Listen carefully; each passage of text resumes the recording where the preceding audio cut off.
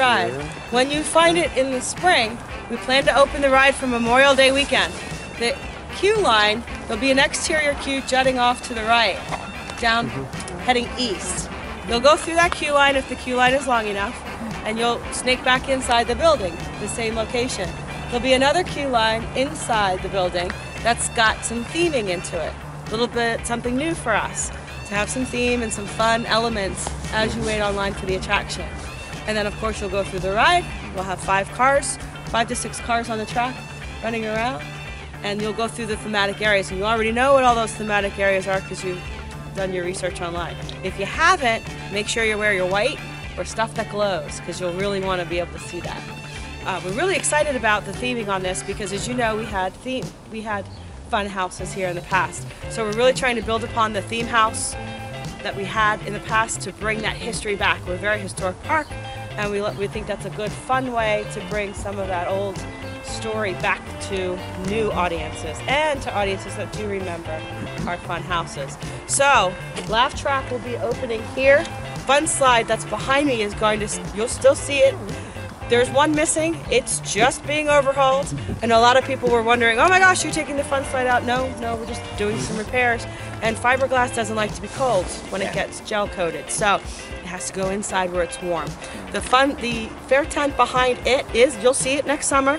We just don't keep the skin on over the winter for obvious reasons. And so that'll be open for next summer as well. Now, since we put Laff Trakk here, we displaced 3 attractions. Mini Train, Granny Bugs, and Pony Parade. Granny Bugs and Pony Parade are going to be put on new pads down where the food trailers were, if you're familiar. Yeah. They're going to be put there. They're going to look adorable. And the Mini Train is going to go in storage for now. The Lightning Racer exterior queue at the bottom that we never really used is going to be redeveloped and repurposed for Tiny Tracks. Tiny Tracks is a ride that used to be down in Founders Circle. When we put Skyrush in and moved Tilt-A-Whirl, Tiny Tracks was moved for Tilt-A-Whirl's positioning. So we're bringing that train out to replace Mini Train. We chose Tiny Tracks because that ride can accommodate adults, and as you know, we're a family park. So if we can have a ride where adults can ride with their children, well then that's what we want to do. So we're going to swap out one kiddie train for another kiddie train. We're going to keep Mini Train. It's not going anywhere. You might see it in shoulder season events. You might see it for specialty events. And who knows, you might see it permanently somewhere down the road. But for now, that ride will not be in the day-to-day circulation, but Tiny Tracks will. Now the food courts, or the food trailers, where are they going? Some of those will be repositioned in different places. I don't know exact locations right now.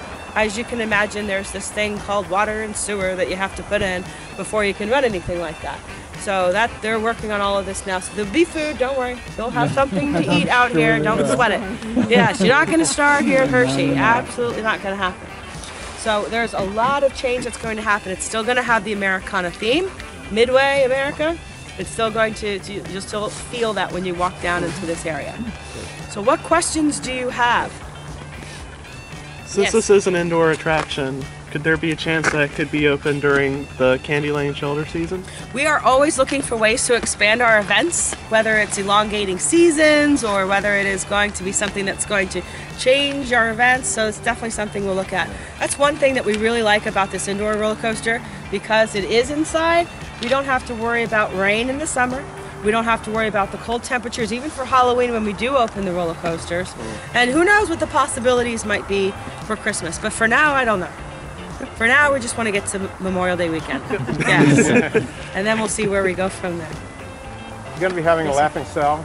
There will be a laughing Sal. Okay, yeah, okay, good. There will be, yes. There will. Secrets now. What fun would that be? But I'm telling you, there'll be the Hall of Mirrors with the distorted mirrors. So make sure you wear your glowing clothes so that you can really see yourself in those mirrors. That's going to be a lot of fun. Yes, and you all are familiar with the ride. Maristone, right? Yeah, 2 face forward, 2 face back. The ride will rotate. Trivia for you, doesn't rotate more than 30 RPMs. There is a stop on it, so it won't rotate any faster than that. So you put that in your cap. Keep that in there. So. Yes, sir. What's the height of the lift head? 70 feet. Oh, that's good. Is that right? Yeah. 42 inches is the minimum height, 48 inches by yourself. Must have a supervising companion if you're between 42 and 48 inches. What other questions? How many riders per hour? Well, we're going with about 675, 725. That's what we're hoping for. We'll see. You know how it is. Theoretical is not realistic, so we're thinking we can hit this. We're hoping we get close to that. So how many trains are on the track at the same time? There'll be 5 to 6 trains on the track. There'll be. It will not. It will stop. So the car will stop for unload. It'll advance for a load. There'll be 2 load positions. This will be different. For those of you that aren't, well, you're all familiar with us.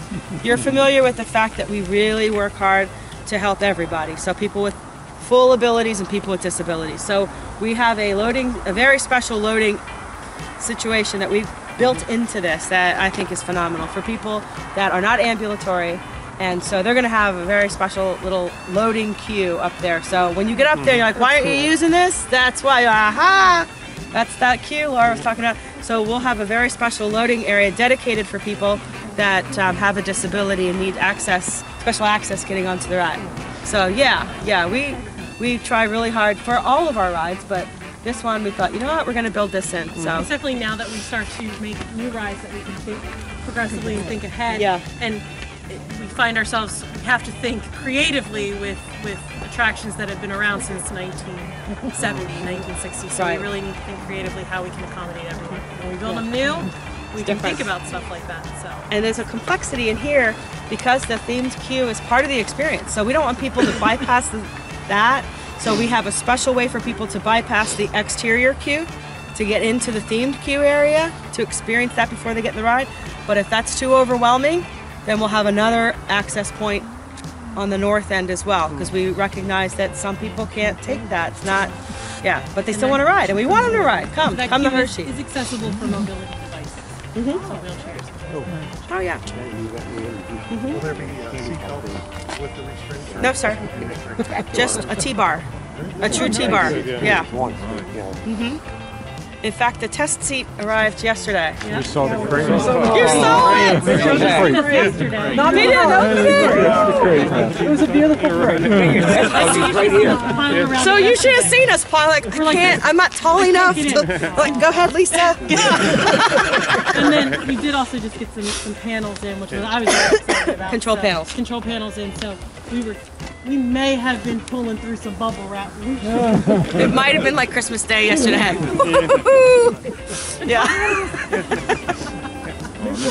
Yeah, you know. Oh yeah, absolutely. You can only read about it so much, and you really want to get it in your hands and see what it's like. So.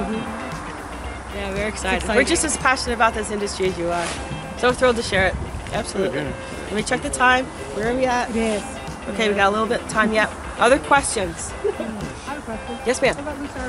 No loose articles. There'll be storage bins like we have on some of our platforms. Yep. But we highly encourage you. No, but you can. But just like anything else, we're not responsible because we can't keep track of who owns what. But we can leave it in safe. Yes, ma'am. Say, hey, can you hold this to look at the locker? Yes, ma'am. Yes, ma'am. Other questions? Is the offload area different from the onload? Yes, it is. So we're trying to be very specific how to place the storage bin so you can drop it and pick it as you go. So creatively. Yeah. We had it and then we lost it, and then there's these standards called ASTM. So we're working on the loose articles and storage areas. We come up with design and then we change it. Yeah, so really, we're just trying to make it so it's convenient. We understand that people are going to have loose articles. We're the type of park that understands that to the point. We would prefer they go in a locker, but we of course don't want them on the ride, especially with this ride, because we will not be retrieving items from this attraction during daily operation.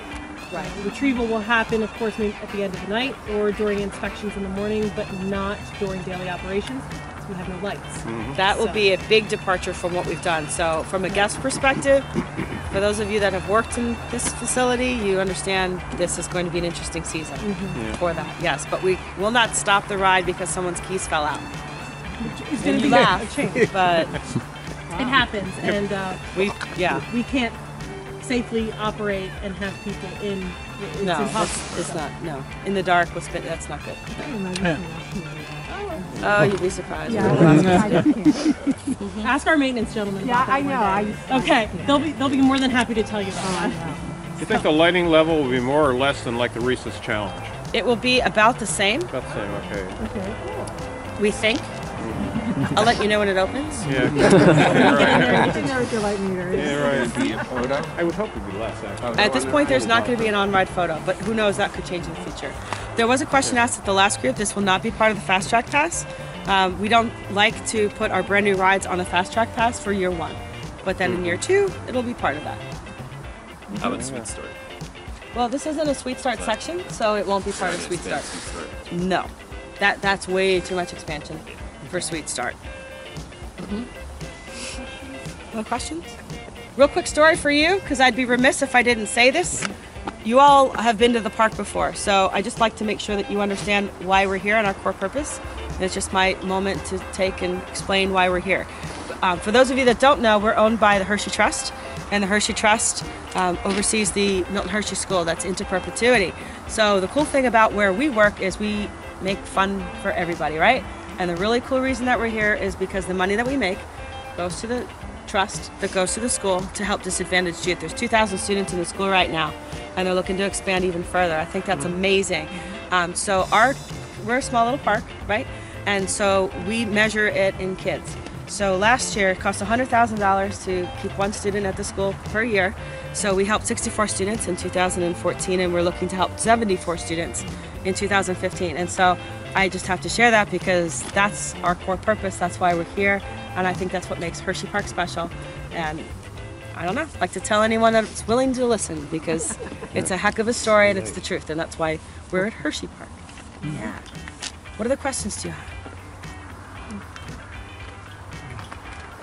This is the quiet group. I know. I got Do you a have question about questions the Wildcat. outside of Laff Trakk? What do you do in the building? Yes, ma'am. What's in the building? Nothing. In the building? No. It's still empty structure. No track at all yet. We have some track, we have some upright. Cars come end of, yes. Are we going over to where the track is? Excuse me? Are we going over? We're not going to have time for that. The track on. But the track's not impressive. Can we see it? It doesn't. You drove by it. You drove by it. Yeah. To be honest with you, You're going to drive by it again. When you exit. Okay? Okay. Let's point north. North. You're going to face this way when you leave. Look to your right, look east. Oh, okay. There's some random uprights in track, and that might be it. I think what's more in seeing the test, seeing how things operate. I think that once the track gets in, then it really takes forward. Sure. Like, see it on the ground. Nothing's in there now. I know. boring. Come on. Yeah. Or in the crate. We get it. I might have been there when the first containers were getting unloaded with the track steel, taking photos. That might have happened. Building up. I mean, driving up. I'm taking photos. Meanwhile, Brandon is posting, like, how did you sleep here, Brandon? Did you sleep here? Because you get the photos before me, like, he's got to be in one of these food trailers that we took out of Midway. You're so way ahead. It's awesome. I love it. What other questions do you guys have? How about we head back? If you have questions about the park, we can answer them along the way. But it's